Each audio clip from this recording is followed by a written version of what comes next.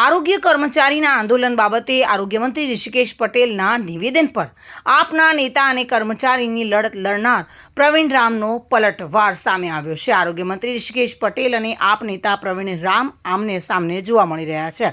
વાતચીતના દોરને ટૂંકાવીને હડતાલ પર જવું એ બાબતને આરોગ્ય મંત્રી ઋષિકેશ પટેલે અયોગ્ય ગણાવી હતી। ત્યારે આ બયાન પર આપ નેતા પ્રવીણ રામે પલટવાર કરતા કહ્યું કે આજે જ્યારે સમગ્ર ગુજરાતના આરોગ્યના કર્મચારીઓ માત્ર મુખ્યમંત્રી સાથે વાતચીત કરવા માટે જ આવ્યા છે, ત્યારે તેમની વાતચીત ન કરવા દઈને અટકાયત કરવી તે કેટલા અંશે યોગ્ય છે।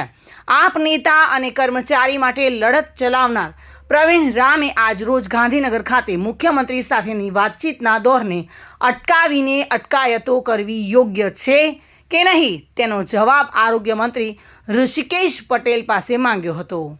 સાથે સાથે પ્રવીણ રામે આરોગ્યના કર્મચારીઓની લડતને સમર્થન આપતા તાત્કાલિક ધોરણે સરકાર કર્મચારીઓની માંગણીઓનો નિકાલ કરે તેવી રજૂઆત પણ કરી હતી। ગુજરાત રાજ્યના આરોગ્યના કર્મચારીઓ એમપીએસડબલ્યુ અને એફએસડબલ્યુ પોતાની યોગ્ય માગણીઓને લઈને આંદોલન ઉપર છે, તેમજ હડતાલ ઉપર છે।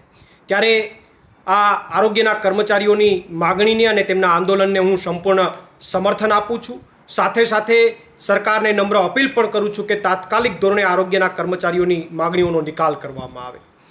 વધુમાં આ રાજ્યના આરોગ્ય મંત્રી ઋષિકેશભાઈ પટેલે એવું બયાન આપ્યું છે કે આરોગ્યના કર્મચારીઓએ વાતચીતના દોરને ટૂંકાવી અને હડતાલ કરી છે એ અયોગ્ય છે।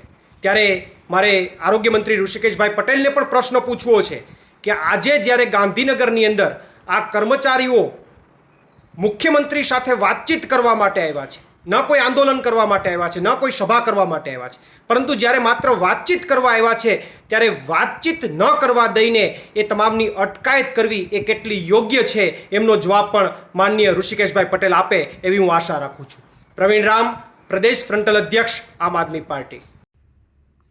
મધુ રાવલિયા સાથે bureau report, today Gujarati news.